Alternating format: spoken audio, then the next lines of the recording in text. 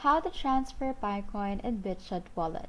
In this video, I'll explain the steps to securely transfer Picoins using the Bitget Wallet. First, open the Bitget Wallet app and log in before proceeding.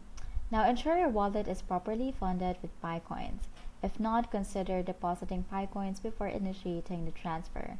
On the main screen, tap on Wallet tab to access your Picoin balance. Locate Picoin and tap on it. This will display your Pi wallet options. Now select Send or Transfer or Pay or Request option. You will now be prompted to enter the recipient's Pi wallet address. It's essential to double check this address as mistakes can lead to irreversible losses. Next, enter the amount of Pi coins you want to transfer.